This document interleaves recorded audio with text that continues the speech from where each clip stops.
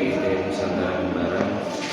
Pada hari ini kita dalam keadaan sehat walafiat tanpa halangan apapun, dan dalam kondisi puasa Ramadan ini kita tetap aktif dalam kegiatan untuk pengembangan sekolah, terutama yang nantinya berbasis IT digital, untuk pendampingan juga dalam rangka untuk menyukseskan sekolah, terutama di wilayah Kabupaten Banyumas. Dengan acara ini tentunya sekolah SMPIT Nusantara yang sedang berkembang ini dalam rangka untuk program promosi yang lebih dipentingkan, sehingga nanti butuh beberapa pendampingan untuk baik data juga untuk kemajuan SMPIT Nusantara Kembaran ini, sehingga dalam acara ini, pendampingan ini nantinya bisa untuk mendongkrak, membangun mutu di kurikulum di SMPIT Nusantara Kembaran, sehingga nanti bisa sekolah yang baru ini mempunyai kualitas yang bagus, karena namanya sekolah baru juga butuh pembelajaran dan belajar untuk lebih baik lagi. Dan yang telah dicapai SMPIT Nusantara memang sudah ada perkembangan, sehingga tetap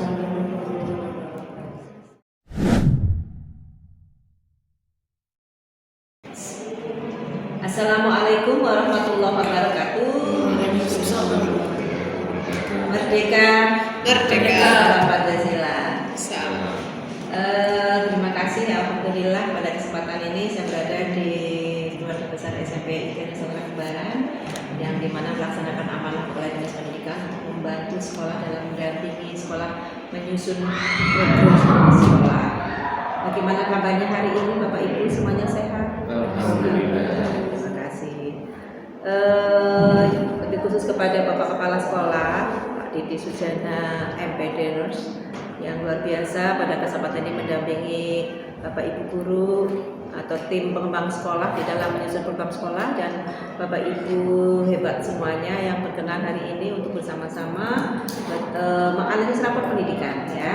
Tentu harapan saya dengan pendampingan ini nanti Bapak Ibu akan bisa membuat program yang sesuai dengan data di rapor pendidikan, atau kita sebut dengan perencanaan berbasis data.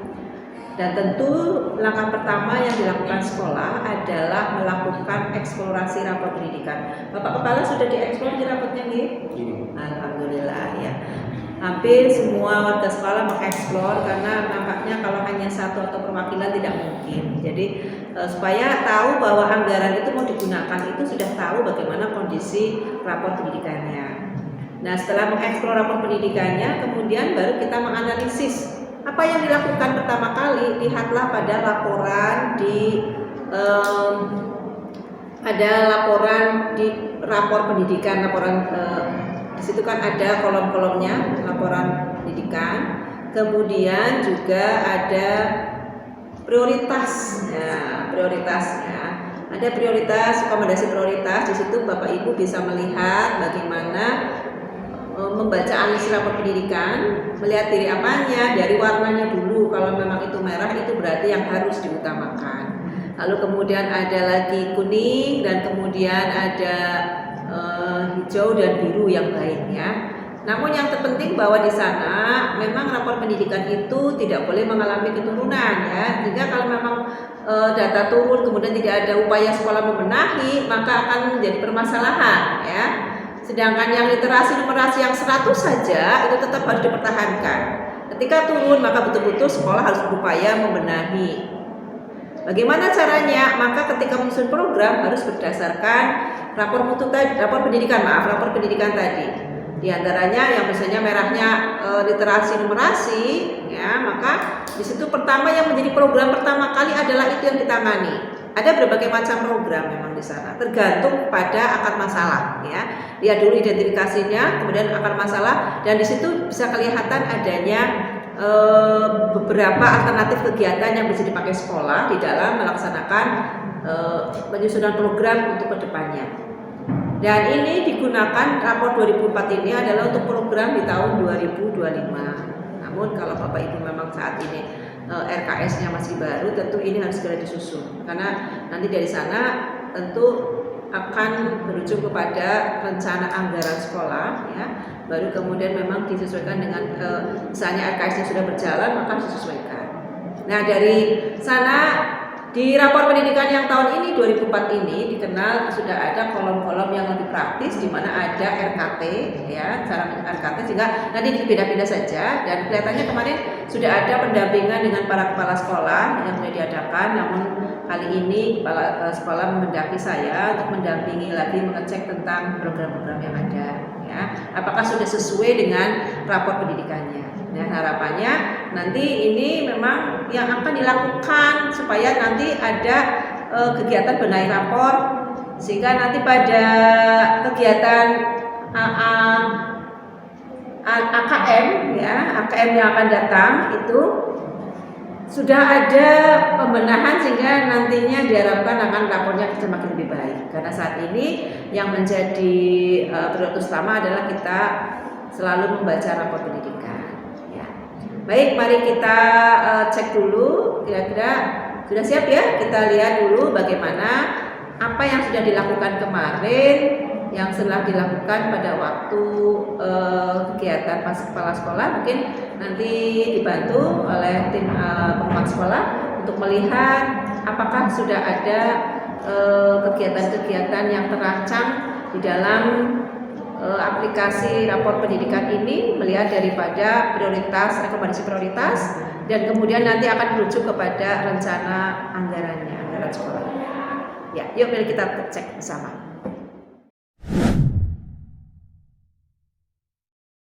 Assalamualaikum warahmatullahi wabarakatuh. Yang saya hormati Ibu Kepala Sekolah, Ibu Bibi Panuki, MPD. Kemudian yang saya hormati Bapak Kepala Sekolah SMP ITN Nusantara Kembaran, Bapak Sofian Dedi Sarjana Eskapnas MPD. Saya selaku Wakil di sini saya akan menceritakan sedikit terkait rapor pendidikan SMP Islam Nusantara tahun 2024. Nah, ini terkait rapor pendidikan kami di tahun 2024. Untuk yang pertama, kemampuan literasi tahun ini kami mencapai perubahannya itu naik sebesar 2,08. Ini tentunya berarti ini lebih baik daripada tahun sebelumnya. Kemudian untuk yang selanjutnya ada kemampuan numerasi. Nah, untuk kemampuan numerasi kita itu alhamdulillah juga naiknya. Ini naik lebih besar daripada literasinya, yaitu naik sebesar 26,63%. Terus selanjutnya ada kompetensi pada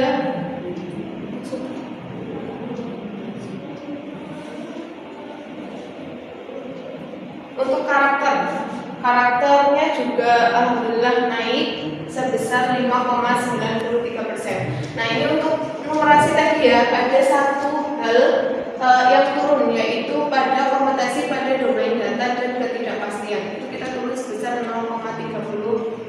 Bagus sekali rapornya, naik semua, hampir naik semua.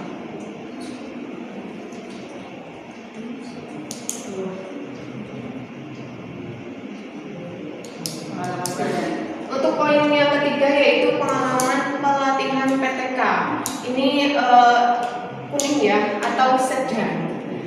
Dan ini juga kita mengalami penurunan sebesar 12,90%. Di poin ini ada beberapa yang naik, ada juga beberapa yang turun. Termasuk ini manajemen kelas, kemudian dukungan psikologis juga turun. Untuk metode pembelajaran, kemudian refleksi, perbaikan itu mengalami kenaikan. Lanjut, untuk kepemimpinan instruksional ke atas.